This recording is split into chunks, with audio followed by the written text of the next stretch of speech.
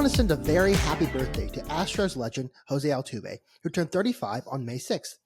Altuve's MLB story began with him shooting his shot and betting on himself after Astros scouts told him not to return to tryouts.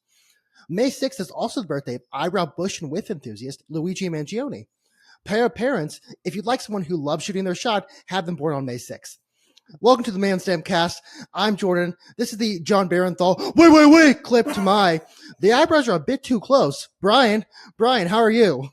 It just kept going. I was like, that's it. Oh my, well done. But wow. Yeah, when I told you this was spicy, I don't think you really know where that one was going. Is it kind of racist that I find it very funny that I said, "Oh, it's a spicy meatball," and then we talked about Luigi? No, because you didn't do that. It's a spicy meatball thing. I'm going to Italy this summer, and I think I've told you I'm gonna do that. Be like, "Oh, hello, ciao," and like, "Where's the chef Boyardee?" They're gonna hate you. I mean, what are they gonna do to me? Send me back home? Oh no, I'm already going back home.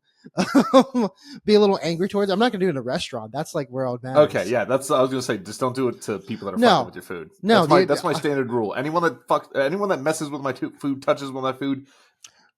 No, I'm always a wonderful guest to all restaurants, servers, chefs. But in the streets, I have no problem. Be like, "Oh, ciao, oh, Mamma Mia, Pizzeria, Mario." If someone accidentally bumps you in the street, just be like, Mamma Mia.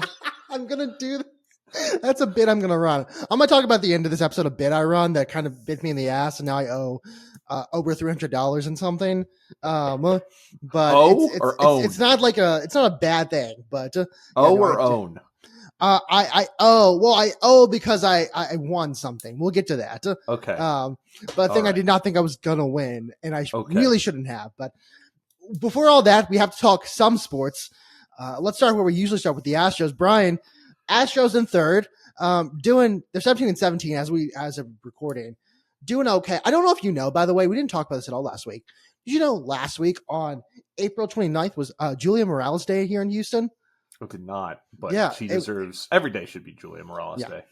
Every day of the baseball season, we should be honoring Julia Morales in some capacity. But it was her official day in the city of Houston. I think every April 29th from now on is Julia Morales Day, which I'm perfectly okay celebrating with. Accordingly. If there's one person in the city who I think deserves a day, other than like Kelvin Sampson, which he may have one, but I don't know, it's Julia Morales, who it really is the heart of the Astros media forefront team. I don't know. But yeah, no, I love Julia Morales, so happy day to her. But yeah, we're back to 17-17. How do we beat the Padres and then in the series and then lose to the White Sox in the series just a couple weeks later? So I have a little stat for you, and this was from May 1st, so it's been about 5 days. We're recording on May 6th, not to timestamp ourselves. At that time, the White Sox had won 5 games by 7 or more runs. Now, here is my I think they're running a bit this season. What if they lose 100 games, but are really good against certain teams and winning certain games? Comeback games where the starting pitcher pitches a shutout like they did on Sunday, which we'll get to in a second. I don't have apologies for Lance McCullers Jr. yet. I'd like to put his start in context. But yeah, no, I don't know how we lose to the White Sox other than they're running this incredible bit where they just win games when they're not supposed to, but then proceed to lose 100 games. It is fascinating what this Astros team has done for the past 8 years, which is winning big game series against big time teams and then getting shit pumped by bad teams. It does not make sense. I do not understand. I don't know if it's a focus thing, if it's a lack of urgency thing, or what. But it's just, this is what we've been doing since the 2015 team, really, or 2016 team, really. I'm going to speak later about how I think Russell Westbrook's in a Greek tragedy right now. But I feel like the Astros are in some sort of Greek comedy where they sold their soul. They went to Georgia and sold their soul at a crossroads to win some World Series. And now they lose to bad teams in very hilarious fashions, where your bullpen blows it. Or, you go into the World Series and you refuse to be able to win at home. I am still aghast at 2019. Also, I have another stat for you, Brian. I didn't know it was in the beginning of the season. Did you know at one point in the MLB, the lineup of the hit leaders was Kyle Tucker with 19, Jose Altuve with 18, George Springer with 17, and Bregman with 16. Now, I know we make the joke, oh, wow, imagine if Mike Trout and Shohei Ohtani were on the same team. Imagine if those four were in a lineup together. That would just be crazy. I've been seeing a lot more Kyle Tucker and Alex Bregman national recognition. Just like when Springer left, just like when Correa left. I guess we're just going to bear the cross of 2017 forever. And I don't care anymore in like people getting mad or anything. Like it got to the point where it was like, this sucks. All right, I'm tired of people getting mad. If you're still mad about it, you get a life. I don't know what else to say. At this point in my Astros fandom, because we've been fans for a while, I actually found at a thrift store a Roger Clemens, I think 2004 playoffs interview with Sports Illustrated. It was way too much money, but it was really cool. I now, whenever I got on a fight on TikTok, not on fight on TikTok, because someone said the Astros like joke. I was like, "Hi, you got everyone laughing, buddy." And he goes, "Oh, you support a cheating team?" I just post the Giga Chad yes. That's kind of my response now when everyone's like, "Oh, you cheat." I just do the Giga Chad yes. Because I don't care anymore. Like, I can talk all I want about how everyone was cheating, about how the Red Sox were cheating, with how, like, probably the Yankees were cheating as well. We'll get to the Yankees in a second. I don't care anymore. Like, what are you going to – okay, well, they didn't take it away for us for a reason. The only punishment was some executives got sent away, and the Astros had to, like, apologize at a press conference because everyone was doing it. So I don't care anymore if anyone comes after me. If you're still mad about the 2017 World Series – 8 years afterwards, I don't know what to say.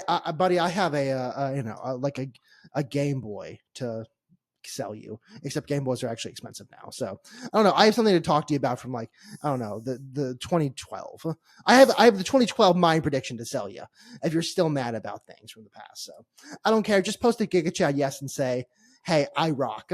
I don't care. We won. We also lost 2019 in spectacular fashion. Like I just mentioned, I don't care. This is going to be a little bit of a weird deep cut. The people that are complaining still about the Astros in 2017 are the equivalent of Rooster Teeth fans asking Jeff and Bernie and all them when Ray was coming back in 2019, where it's been like, all right, he's been gone for a long time. He's not coming back. Let it go. It's like people in Ray's chat still making the cake joke. And the year of our Lord 2025. It's like my brother in Christ. I was in early high school when Ray made those jokes. I am now almost 30. I am barely towards the tracks down towards 30. If you're still making that joke, other than like every once in a while when it's relevant, and like there are specific situations where it may be relevant. If you're making it at any point, it's like, buddy, grow up, like live your life. I can only imagine it's teenagers who were like, if I don't know, like 10 years old, like I was when I hated the White Sox for a long time. About that Ray like getting old thing real quick. Sorry to bring it back to that. He posted a clip about him, like someone donated something and he was like, hey Ray, I've been a fan since I was in middle school. And he goes, ouch. And then he goes, I have just now successfully defended my PhD. Ouch. That's actually a kind of quick PhD as well, because they'd be what? If they were in middle school, probably like what, 3 years younger, 2 to 3 years younger than us. It's kind of a quick PhD turnaround, but good for them. 27 now. That's not, I mean, it depends on what their PhD is in, but usually it's a little bit. Middle school in 2020 or 2011, 2012. Let's say 13 years ago. You graduate in 2016, go to school.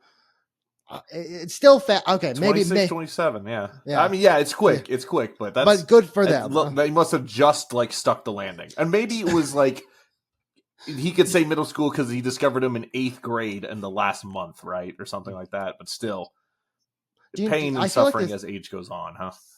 Us trying to figure out how old this person was feels like the bodybuilding week for him. I don't know if you know what I'm talking about at all. No. Okay, so back in, early internet days. We'll get back to sports in a second.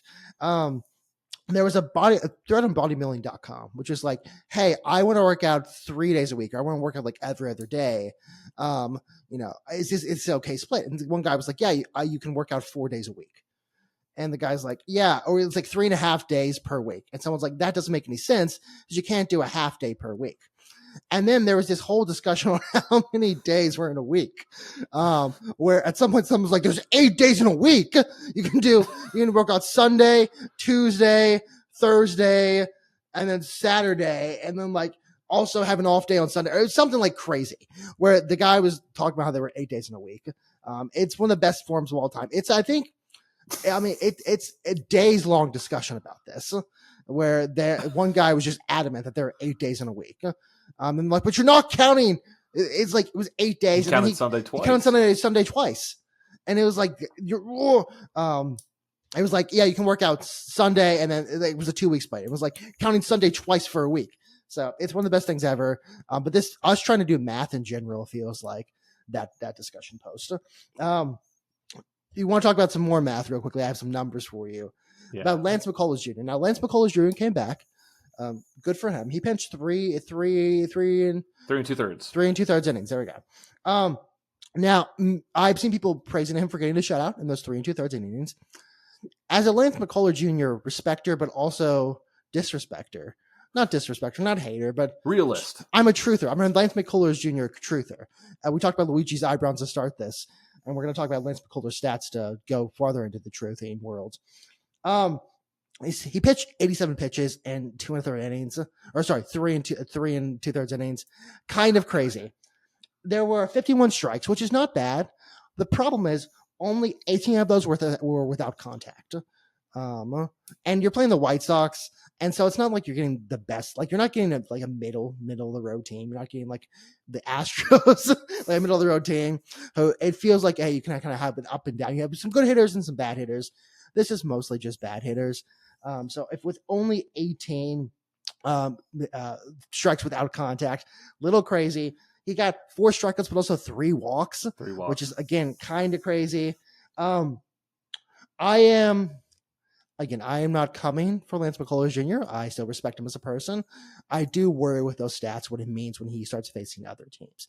He did well in Sugarland, but that's AAA hitters, and like I said last week, who knows if they faced a guy who's a curveball specialist. This is the White Sox.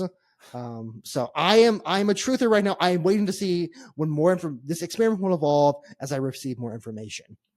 This is a classic. You can manipulate stats how you want them to turn out. You can say he pitched 3 2/3 inning with 4 strikeouts, scoreless, and it looks great. And then you can flip it on the backside and say he pitched 3 2/3 with 3 walks, and he in those 3 2/3 he pitched 87 pitches and only got 16 no contact strikes. This is just the perfect Schrodinger's pitcher. Like what side do you want? I'm happy to see him back. Maybe it's just him working it through. I think that he's going to have a very short leash when it comes to pitch count for the foreseeable future, because they'd rather have unarmed, even if it's giving you 2-3 innings. They'd rather have unarmed than, oh great, he's hurt again, still on the books, see you later. It's sample size is way too small to determine anything, but hey, he didn't get shelled, which is that's all okay. Step 1. It's a good start for the confidence build to come back. I do again worry, but I'm not going to sit here and be like, take him out of the lineup right now. I'm like, let's slowly but surely see what happens. To move on quickly to another guy who's, I don't know if he manipulated stats, a guy who's just playing really well. I was trying to think of a good transition. Aaron Judge is really, really good at baseball. Batting 420 plus or something like that. He's batting 414 right now. I have a whole slew of stats just written down that we can talk through. It is about 3 lines long of what he's leading in the MLB right now. He's on a personal revenge tour. Yeah. He has a really, really bad play in the World Series where he just straight up dropped ball that was about here, hit him in the glove. And that started a rally for the Dodgers in Game 5? I think it was 5, yeah. So I think he's on a personal, I'm going to wash everyone's mouth and mind of that, and I'm going to just have one of the greatest offensive seasons ever. What I'm about to say is 2-pronged. 1, we're in May. It's early. Flip side, we're in May. He's been doing this for almost a month and a half. Holy shit. That's what I like. The thing is, about now is when you're kind of everything levels out. Like I think it was not Pete Alonso, maybe it's Pete Alonso who's hitting like 313 or something like 320 right now, and that feels like a really good hitter, but it's kind of leveled out. Hitting 414 in May is, and I think he's played like 36 games. He's played a good amount of games. That's like my friend who fucks clowns, fucking bonkers. Just an insane stat right there, and amount like for what he's doing. Let me run through some things. He has a 414 batting average, as we talked about, a 503 on base percentage, a 759 slugging percentage, a 55 hits, 101 total bases, 49 runs created. He's a 3.0 WAR and a 2.9 offensive WAR. That's actually crazy. And that's just like the stats he's leading in. That's not even the other stats of his batting. That's insane, dude. That's actually insane. Now, we're not Yankees lovers at all. We might be the We're opposite. far from. Yeah, we're actually Yankees haters, I like to point out. But wow, you got to respect and watch it. Like this, it's so early to say this, and he doesn't really have a competition, but this feels like the summer of home run, the summer of sluggers, where it's just like everyone was tuning into Sosa and McGuire, just watching them go at it. That's what Aaron Judge feels like right now, where it's just like, what slash line did he put up today? Holy shit. For the summer of sluggers, send an SOS to the opposing pitcher. But yeah, no, he's going crazy right now. Again, and this is where the two pronginess, like you spoke, comes out. All this to shit the bed in the playoffs. It's the Clayton Kershaw effect. It's going to Jeremy Pena, all those muscles to ground to double play, which he's doing better. But all those one hole hitter. Yeah, he's doing. I mean, I don't know. I don't think. Fine. Yeah, he's been fine for what it is. I don't think it's a good enough sample size to be like if he's good or bad in the whole. Just one last thing on baseball. Alex Bregman has the second most doubles in the MLB. I think it's like 14 or something like that. Okay, so off to a hot start now, huh, asshole? Yeah. Hey, buddy, if you could do that, like, why didn't you ever do that with us? It was always the second half. Whatever. But that's all my baseball notes. Actually, Bill Miller, the umpire, I want to give out a shout out to as a baseball guy. He got a call wrong and seemed like genuinely disappointed in himself. Accountability. Yeah, which I appreciate from an umpire after we've spent years with like Joe West, Angel Hernandez at the forefront. Pat Hoberg as well. Rest in peace. But yeah, I appreciate that's a baseball guy move right there. Brian, do you want to move on to basketball and talk about the thing? Dude, he didn't even do it to us until the fourth quarter either. That son of a bitch, that man that has beaten the shit out of us for a decade. That's I almost say small, but like NBA small, if that makes sense. 6'3" in the NBA, which is why the fuck does it have to be Steph Curry for a decade? We're 0-5 against this asshole in playoffs for the past 10 seasons. The thing is, Brian. Oh my God! Why him? This wasn't even Steph. No. If I'm the Rockets, if I'm Ime and the Rockets, and I go back and go through this game, the game plan worked in that. Hey, we want to shuffle the ball to the worst players. We don't want to go to Jimmy Butler. We don't want to go Steph Curry. We really don't want Draymond in the paint. Buddy Hield, what the fuck? Hield. Yeah. Like, I mean this, like, what the fuck, buddy? And I mean that like in his proper name, in the commonplace term. 22 points in the first half. I think it was like 31 points overall. I tweeted this. It's pretty fitting he was 9 for 11 from 3 for the game that we played. But the annoying part is, like, if I'm the Rockets, the game plan worked. Like, Amin shut Curry down for most of the game until he hurt his calf. After he hurt his calf, it seemed like he was a little off. That's why Curry he got 4 of his like 23 points. He got 14 in the fourth quarter. I don't want to count that. Even though, I mean, they won by like what, 15? They won by 14, actually, not 15. But yeah, no, like I'm so annoyed as well. Cause even if the Rockets come back next year with Giannis, we might talk about that, and beat the Warriors, it doesn't matter. He's won. Like it doesn't matter. It's like stabbing Julius Caesar. Okay, but like he's still Julius Caesar. Like he won. He owns this fucking city. Yeah. Dude. He owns this. I don't know what the city of Houston did to Steph Curry. Is it because our mayor signed some affordable housing acts a couple of years ago, And he's just very upset about that. And he's like, man, fuck you, Houston. I say no to that shit. It's just you're right. He wasn't him for game 7. Like he wasn't the one that killed us. But I mean, in the fourth quarter, he put us away by putting up 14 points. But it just had to be the Warriors. My bigger gripe than anything on the Warriors, Jalen Green. Let's get to that in a second. Let's get to that because I think that will work in perfectly to the trade talk. We'll start that. Okay. Jalen Green, I also have a couple points on him. Just go through the stats for you. I want to go through the Warriors real quickly. Draymond, excellent game from his part. He basically just sat under the basket and just stopped Şengün and sometimes Amin Thompson from Steve. He just stood there and stopped him. Hell of a hit on Van Vliet too. Yeah, smacked the fuck out of him. I mean, at this point, okay, that's to be expected. If you see Draymond's Draymond first in on the gorilla, man. Yeah, Draymond's first in on the fucking gorilla. Actually, no. Do we want him first, or do you want him 20th? No, okay. The first 5 people are just getting their head ripped off. You need someone fast. So here's in baseball terms, we need someone to go in there who's fast and speedy, tire the gorilla out a little bit. He's going down. All right, he's not gonna. They're not making it. A guy who's a little fast, run around. Green's pretty quick. Yeah, I mean, I'm okay with him going to the gorilla as well. Mm-hmm. But Draymond feels like a cleanup guy. He's a guy who comes in and just starts the pounding. That's a really weird way to say that. But you're just right. Just like a Bonnie Blue situation, he starts the pounding. But no, I do think he's clean up. Sorry, continue on your what you were saying. No, it's he did exactly what he was supposed to do. He played good defense. He hit a couple big shots, and he just frustrated the hell out of Şengün and frustrated the hell out of Jalen and frustrated the hell out of Amin Thompson on some of his offensive possessions as well.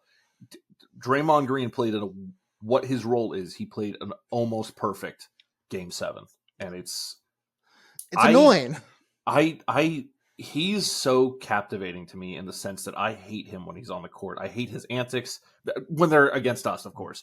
I hate his antics. I hate the way he just can get in people's head. I hate his fucking find the camera smiles, faces, and reactions. But as soon as he gets on a mic, he's so goddamn enjoyable as a person. Mm-hmm. He knows the game of basketball, and he's a personable, charismatic person. And watching him talk about Şengün and now he has gained a lot of respect for him, and that in the playoffs you'll either gain a lot of respect for someone or lose respect for him completely. And he said Şengün has gained his utmost respect, and it's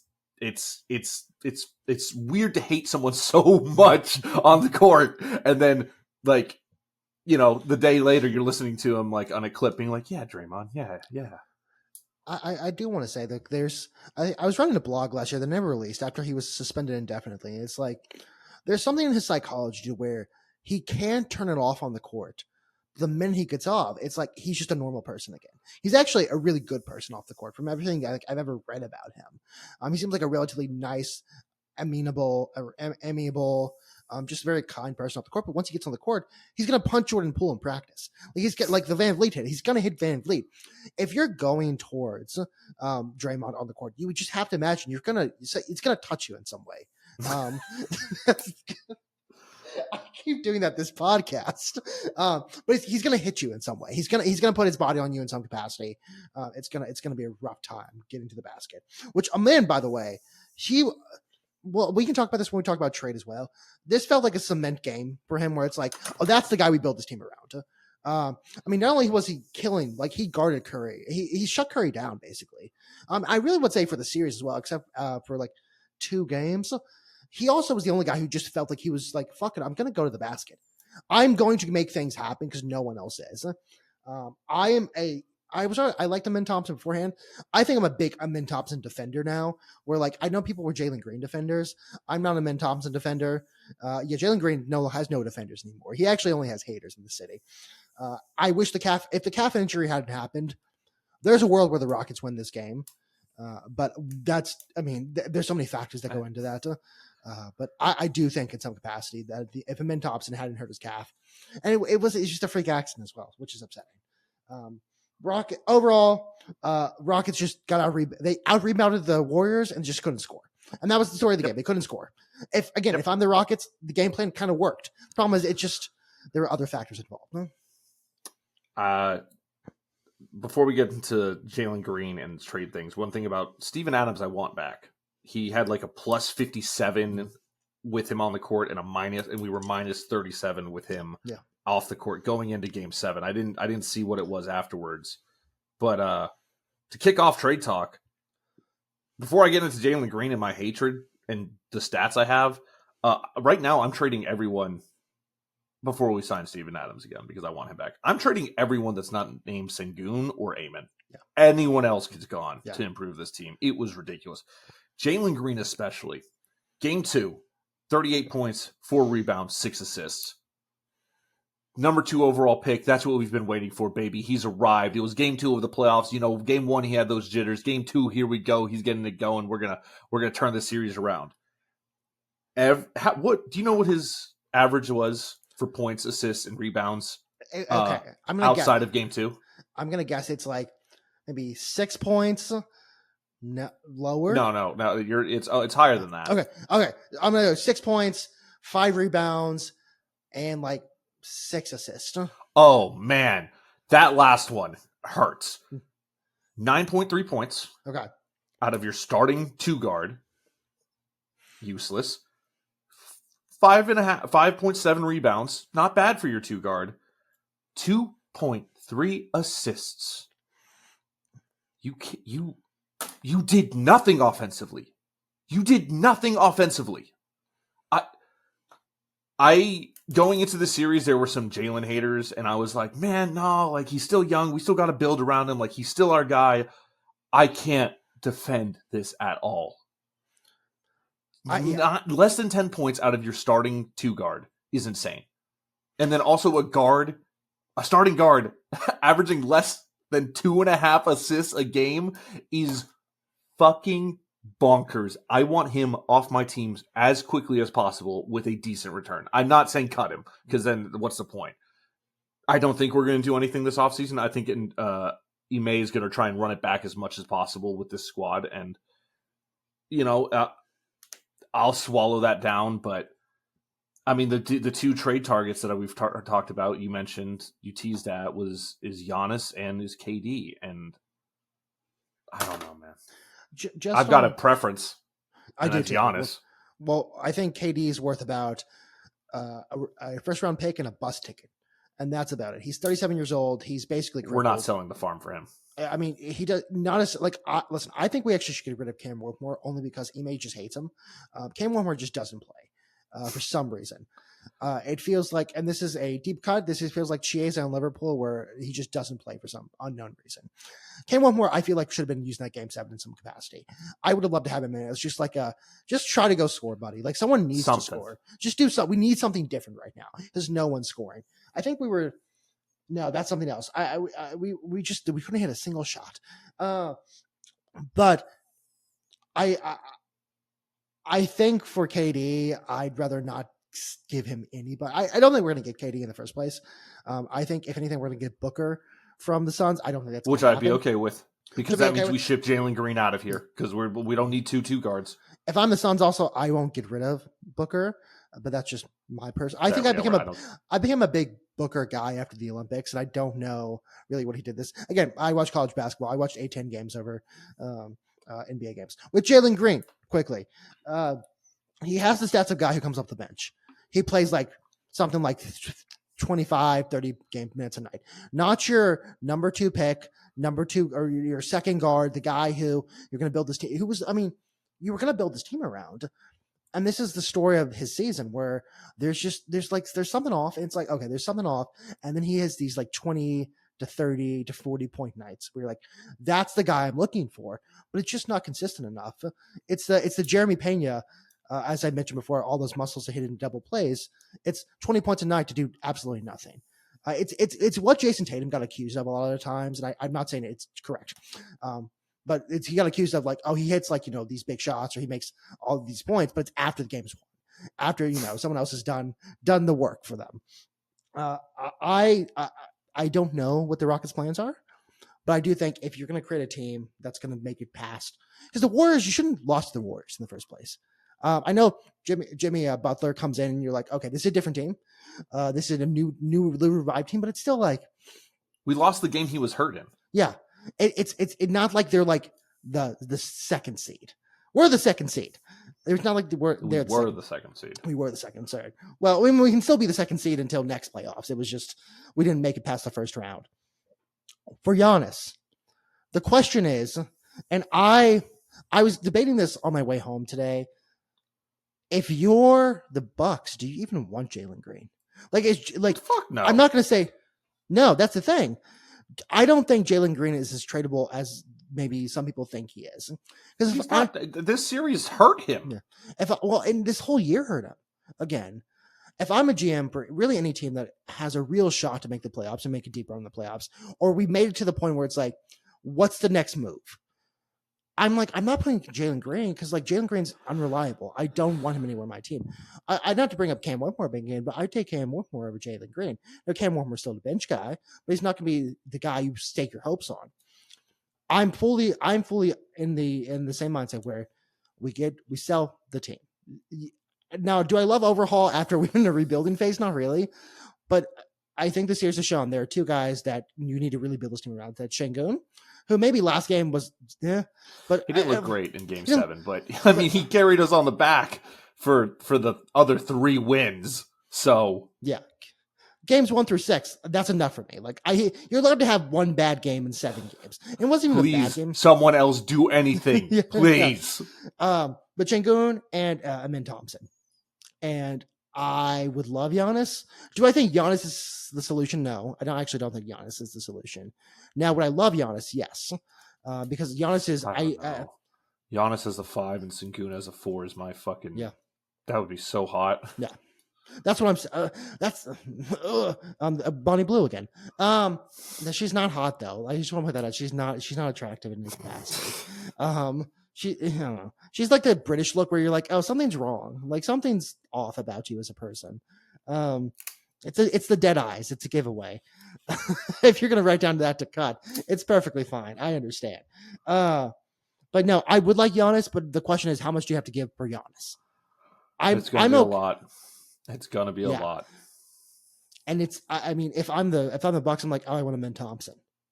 And I figure the Rockets are like, no fucking way. But if you're the Bucks, you're like, well, yeah, but like if we're getting up Giannis, who, by the way, I don't think the Bucks are going to trade until unless Giannis asks. I think Giannis is going to ask. I think minimum it's going to cost us Jalen Green and like 5 firsts. Yeah. Rudy Gobert fucked trades for everyone. But no, if we get Giannis, it's gonna be either you sell everyone, you give him like Jalen Green and Van Vliet and like Jabari Smith, or you give him which to be fair, if we get Giannis, do we really need that many first round picks? Like, no. Do we? I don't. No, think especially if we lock him up for a long time. But if I'm the Bucks, I'm like, I don't really give a like, unless they're willing to rebuild, and I don't think Doc Rivers wants to rebuild. There's no world in which. Yeah, just say like, oh yes, we'll take 4 first round picks and Jalen Green. It's like, no, I want like half your team. I really don't think we do anything. I think we maybe sign a free agent or 2, but I mean, this team we run. We said last week, this is a team that's 3 to 4 years from making that championship run. Do you stick with the plan, or do you look at what you have now and go, there are certain pieces like Jalen Green needs to move. We need to do something about that number 2 guard spot. We can't have him doing his bullshit. We can't have another thing where he's scoring 9 points in a playoff series. I don't know. I don't want KD. If we get KD, I'm going to be like, oh, we're stupid. We're actually stupid. If we get Giannis, I'd like to see what we get for Giannis. Again, if Amin Thompson moves, I'm like, okay. Yeah, those are the two untouchables. We've said it before. We can say it again 4 more times if you want. But the 2 untouchables are Şengün and Amin Thomas. That's it. Everyone else, we'll see what happens. I don't know. This is just depressing, man. I'm not as depressed. I mean, the thing is, I was way more depressed when Houston lost the national championship. Yeah. I think there's a part of me that's always just thinking Curry is going to win, even if Curry is 37 years old, Draymond 35, Jimmy Butler has had a relatively off season, but now he's revived. I mean, even Jimmy Butler in that last game, he scored like only 14 points. It wasn't like these guys were scoring high amounts of points. It was just that, oh well, you have other guys scoring a lot. So I think that was Steve Kerr's plan. Steve Kerr trusted his team. Good for Steve. Also, Steve Kerr is great at calling timeouts, and I know that's just a veteran coach move who's been in that situation before, but he does call some great timeouts. That was the takeaway from Game 7. I have nothing else on the Rockets. I do have some more NBA notes, though. I've got some quick NBA stuff, but Rockets were my focus. First, I saw a TikTok about how you can't really get mad at girls who keep going back to that guy over and over again, even after he's treated them like shit. If you believe James Harden's going to get out of the first round of the playoffs ever. So the Clippers out, Nuggets in, which we'll talk about the Nuggets in a second. That was my favorite series of the first round, though, for 100%. Sure. We've, by the way, second round shaping up to be way better than the first round, and the first round wasn't bad. But yeah, Clippers Nuggets was a really good series. Clippers, we speak your name. Kawhi, we speak your name. James Harden, just go buy a same shit. It's 4 different teams now. And the thing is, you can't blame Daryl Morey this time. No Daryl Morey blameage, which I will continue to blame Daryl Morey for everything. But no Daryl Morey blameage for James Harden this time.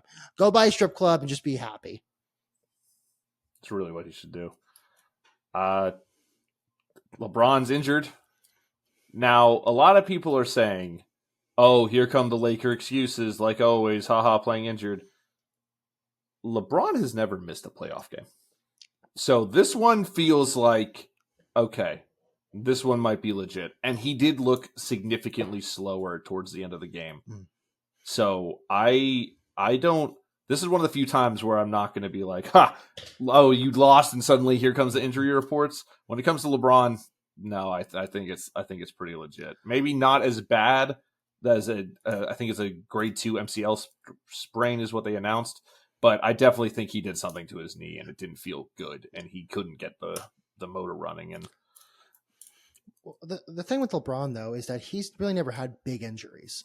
Like for as long as his career has been, he's never had an injury where it's like, oh, he's like out for the season or out for half the season. He's had things where it's like, oh, he's out for a couple weeks, maybe a month, but never something where it's, surgery is required and you're coming back in a year. So I mean, he's 40 now. His body's breaking down. I'd imagine his body would break down itself. Like you can only go this hard, this long, in the NBA before your body says, I just like even if you spend $1 million like he does on his body every year, the human body can only take so much. As we learn with the gorillas, the human body can only take so much.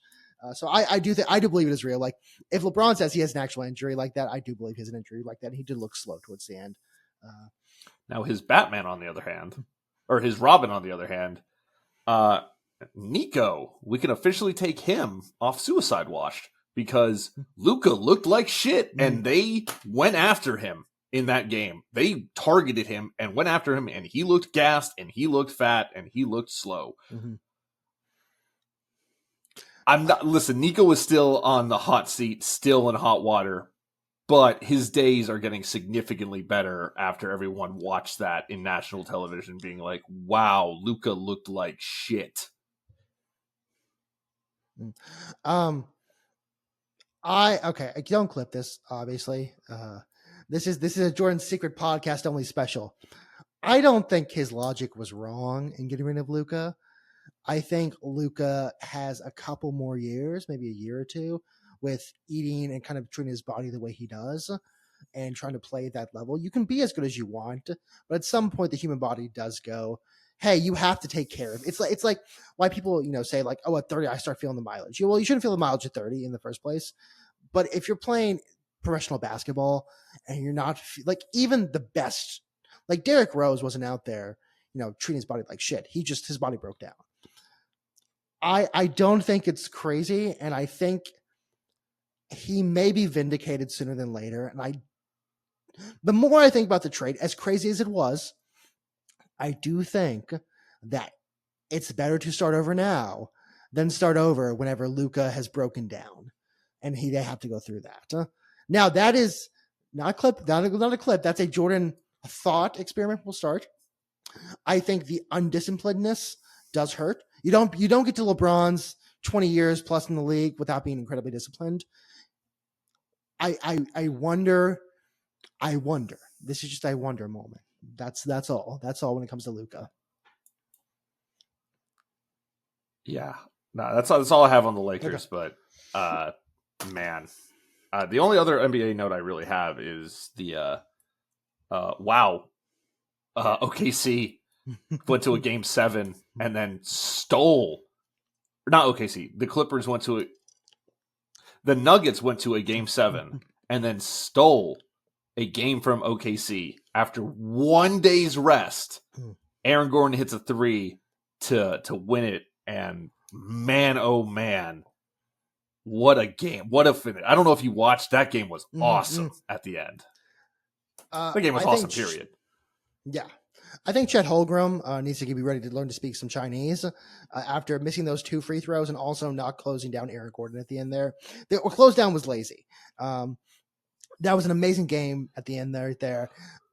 I'm not Clippers. I've done the same thing. Nuggets deserve that. I feel like they deserve that when they stayed in that game. This brings up a point I wanted to talk about. Russell Westbrook is living in a Greek tragedy right now. The Greek tragedy basically is it's when someone dies at the end. A comedy is when everyone lives. The thing with Russell Westbrook is that he will either, to achieve his goal, he has to kill his former self in some sense. And that going back into OKC, when he checked in last night, at some point in the game, there were cheers in the arena. He has to go back to where it all began, where his career began, to get to the final mountaintop. Do I think the Nuggets are going to win? Probably not. Even like into the finals, they're going to win no, probably not. Do I think they'll win the series? Also, probably not. But he's either going to die at the end and that he is going to lose. And it feels like this may be the last great push he has in him. Or he's going to get past OKC and destroy this great OKC season that everyone's like, they're going to go to the finals this year, where it feels like it's kind of almost not to bring up some Calvinism in here, but predestined for them to make it to the finals. It has to kill them and make it to the finals that way. I don't really know, but I do think he's stuck in this Greek tragedy where no matter what happens, there's hurt at the end of this. There is some death at the end of this. So Russell Westbrook, I speak your name and hope the best for you. He'll either kill the narrative dies, or he'll die. Yeah. Is basically what I'm getting from it. It's like he's gonna leave it, and the problem is his effort level is a blessing and a curse. Just like in a lot of Greek stories, like the strength gets turned around on you. Medusa's shield gets turned around; she turns to stone. His effort and wanting the ball and going 100% is so awesome to see when it works, and blow your brains out bad whenever he's fumbling around the ball and like losing stupid turnovers and shooting a 3 ball he has no business shooting. It is unparalleled the amount of confidence in himself that he must have to be the player he is. It's so fun to watch. And watching him and Joker, who have 2 very different skill sets and 2 very different mentalities, it's peak comedy. You either win a Westbrook or die a Westbrook. Last thing on this, Knicks Celtics was also a great game last night. I think Celtics are going to pull this off just because Celtics had a very off-shooting night. I think it's Celtics in 6. They had 4 guys, either at 20 points or above 15 points, something crazy like that. Anunoby and Brunson basically put the Knicks on their back and said, we're going to win this game. They each had 29 points.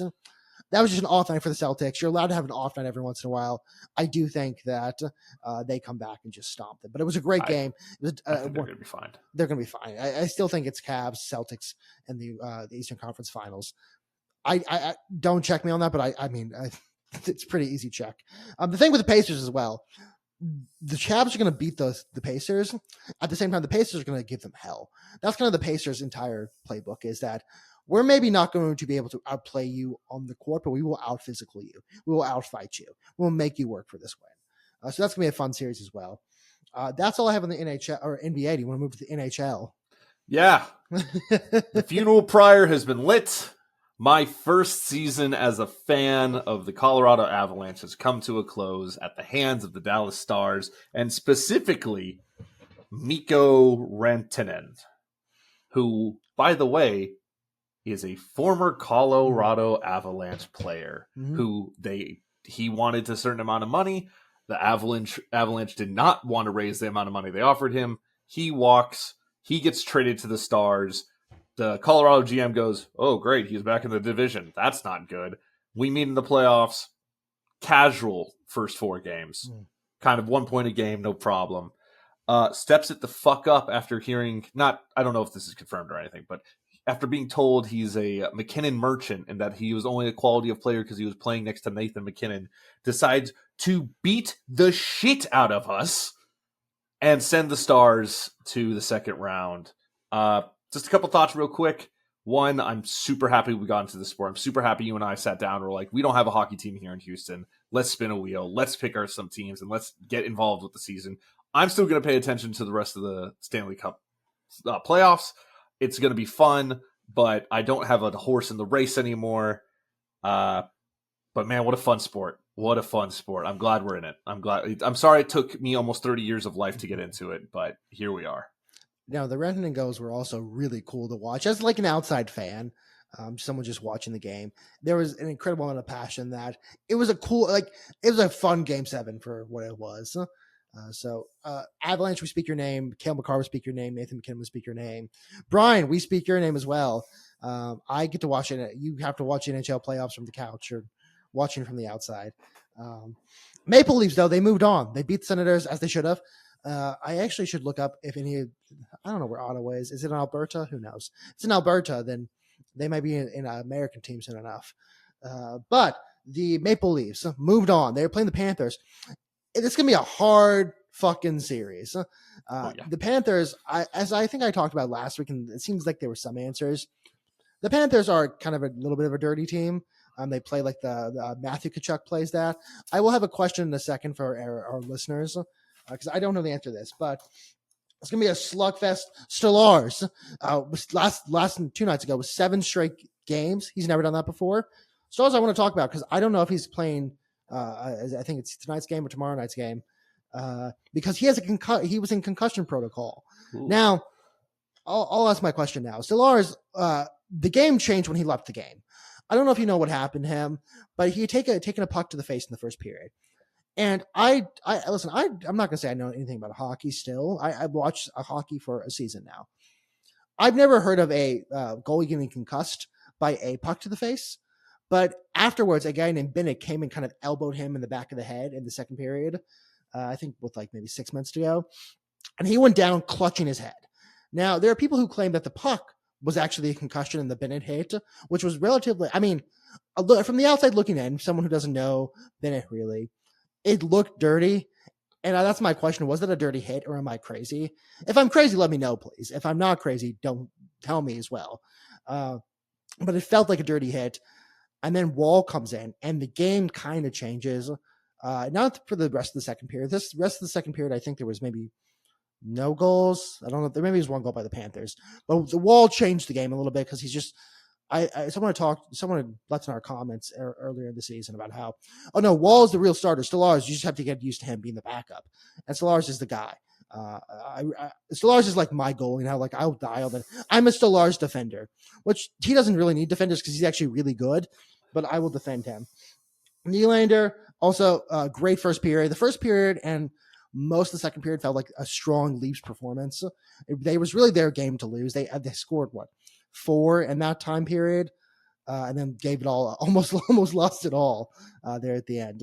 But it does feel like it's gonna be a slugfest. I do hope Stallars comes back sooner than later, just because the game changed when he left. But yeah, I want to know if the Bennett hit was dirty. The third period sucked. It felt very much like that end of the Houston Florida game of the national championship, where oh my god, they're just coming back and there's nothing you can do to stop it. So it's gonna be a fun series. Also, the Jets game was really cool. I'm hoping to watch more second round hockey. Especially because the Rockets are gone now, so I can just like tentatively pay attention to the NHL or to the NBA. I don't know if you have any more notes on the and now on that, Brian. I have some other notes, but I don't know if you have any notes on on NHL. Nah. All right, first off, Abdul Carter. What, buddy? Pick a number. Stop picking numbers of guys who are retired. That should be rule number one. I actually have a fix for this. Not only retired numbers. Retired numbers, legends of the Giants. I have a fix for this potentially, and it may be a bad call. If you're a rookie, if a rookie is drafted, comes in the league, there should be designated numbers already, pre-designated numbers. You have like 10 or so designated numbers that a rookie can pick from. First round guy gets the first pick, so on and so on. They can change their numbers afterwards. So if you make it through the season, if you don't get cut, whatever. Because I like it, it's not cringe, and I understand what he's doing, but at some point it's like, dude, stop like going after legends. Just like pick a number and you can change. Like go through your first season. Lawrence Taylor's not letting you pick his number after the first round. Like I understand you the number 2, number 3 pick in the draft, or he's number 3 pick in the draft. That doesn't entitle you to the number. Phil Simms at least was willing to, but then his family voted him down, which like I don't know what that means. But it feels like almost like Phil Simms regretted it the day afterwards. Like, actually, I don't fucking know. But I do think like in the NFL, probably other leagues as well, but really the NFL and maybe NBA. But I mean, there are fewer guys in the NBA on the roster. They have a designated set of numbers. Rookies come in and pick that. If they make sure the second season, then they get to actually start to like pick their number. I know. There's still that. There's still that like there are numbers for positions in like the people's minds because it's not a rule anymore. At the same time, just be like, okay, we have 2 in the 50s, 2 in the 40s, or like 1 in the 40s, 2 in the 90s, or like 1 in the 90s, well, so on and so on and so on. And after that, people get to choose. But it is kind of like, just please pick a number and please stop picking from guys who are legends of the Giants. That's my thoughts on that. I completely agree. Yeah. Katie Ledecky broke her own world record at the 800 meter. I know we only talk about her every 4 years, but I do think at some point we do need to have a discussion on whether maybe she is the top 5 most athletic Americans of all time. I think that's the discussion we can have. We can have that in 2028. That's LA. We have it in 2028. I saw Sinners this past weekend. Rocked. Great movie. It was probably like 8.5 out of 10. I did send you that the vampire, the song, the Irish Vampire Remick. I'm just listening to the Road to Dublin to squat to. It kind of rocks to squat to, I'll be honest. I was sent it to a plane where either I don't listen to music, I listen to like hyper pop or classical music or Irish dancing songs. I will say, and this is just a Jordanism. I love the show What We Do in the Shadows. And it has ruined all vampire movies for me or vampire shows for me forever because in What We Do in the Shadows, they're just like funny. It's a funny show. It's comedy. So like, but you'll see vampires do things in like centers. Like there's a guy who goes woof woof at some point. I go, that's just Nandor the Relentless right there. That's not a kid. That's not a scary character. That's just Nandor. That's something he'd say. But you're like woof woof. So it was a great movie. I think it was a stand-up performance by literally everyone in the movie. I don't know if you saw Sauce Gardner's tweet, but he said something like, "Nazi." Yeah, I've heard Josh Allen that's a rough movie, buddy. I mean, it really isn't though. Like that's the thing. Like it really isn't for what it is. But there's like one sex scene, but you really don't see much. And also, she kills the guy. Spoilers. Sorry, I don't know. I'm never gonna watch it. Yeah. But the Sauce Gardner tweet was like, out of respect for my boy Josh, you're not going to see Sinners. So I think that's funny. All right. Last thing, a thing I talked to you about earlier, and I prefaced it with this. I'm about to be out $300 plus dollars, actually $325 to be exact. On a bid I like to run. So Brian, there was a thing this week in where I live. There's like all these restaurants came, but they had a silent auction. Now there's a bid I like to run at silent auctions where I go in when it starts and I do the minimum bid for a lot of things. All right. And usually it's never once come back to bite me in the ass because here you are. it's like a 3-hour thing, 4 hours. Someone's going to come out bid you. If you do the minimum bid every time, they just have to bid $1 extra. Someone wants what you have. So there were some, I wrote my name down for a good amount of them. And then I walk back in like an hour and a half later and I see there are 2 that still have my original bid. One is an Italian wine basket. It was like $79. I'm like, I don't want that. Like I don't want this at all. And the good thing is that's not what I want. So, Okay. or one, I put my bid down for $325. It was like a date night thing. It was a dinner gift card, some play at this like house in Houston. It was like a Uber credit and something else. It was actually a pretty good deal, but it's $325. And like, I'm a cheap date, and so is my girlfriend. We're both cheap dates. We don't really expect a lot. Like, we'll go buy, we'll go to HEB sushi for dates sometimes because it's it's nice.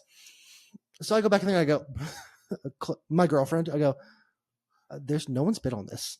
It's an hour and a half in. Why has no one bid on this? And every other person has bid on it. There's ones next to it that people have bid on. I'm like, why has no one bid on this? And so I'm like, oh. So we leave about like 8:00. Bidding closes 9. I don't check it in. I'm like, there's no way, no one's gonna bid on this. Because it's like, someone's going to want this because it's a nice restaurant in Houston, a good amount, a good gift card to there. I'm like, okay, whatever. I get a call today, actually like 30 minutes before we record. See the message. It's like, hey, this is, so-and-so from this place. Just to let you know, we'll be in the building from these hours because you won this thing. I'm like, fuck! No, I didn't. I didn't want to win it. Now, obviously, I can just not go pick it up, but I'm a man of honor. I'm not going to do that. You gotta. It was also for like a nonprofit. You double have to. Yeah. Like, I'm not an asshole. Like, this is the price of bits. This is the price. This is the price of bits. Sometimes it's a funny little thing you do with your girlfriend. You're like, ha ha ha, and then other times it's like, hey, honey, you want to go on a date? It's prepaid for. Yeah. No, I'm like, I think I texted her. I was like, hey, do you want to go on a dinner to this place and go to this show and use Uber? To get there, and she's like, "Do you want that?" Didn't you? I'm like, "I fucking want it." So now I'm out. I'm gonna text the lady back and be like, "Hey, I can't come today because they'll be gone by the time we're done recording this. Can't come tomorrow, but I'll be there on Thursday, whatever." So I still can't believe it. That's crazy. That's the price of bits.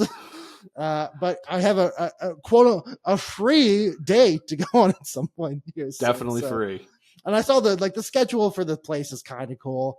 There's some good ones, so whatever. But it's the price of bits you're on. Brian, I don't know if you have anything else. Nah. All right, where can the people find you then? You can find me across all social medias at Auric Polaris, AURICPOLARIS, especially on twitch.tv/Auric Polaris. I started streaming again last week. This week, I believe I'm going to stream on Thursday and on Friday with the possibility of a Saturday afternoon stream. It's nice to be back. Jorden, where can the people find you? Find me at Jordan's Thoughts on Twitter. Sometimes you'll get some bangers, sometimes you won't. Find me at Moonsam Sports across all platforms at TikTok, Twitter, YouTube, Facebook, and Instagram. Thank you so much for listening. Wow, thank you so much for listening. If wherever you're listening to us, please rate, subscribe, comment, like, so on and so on. We appreciate you guys, and we'll see you next week. Stay.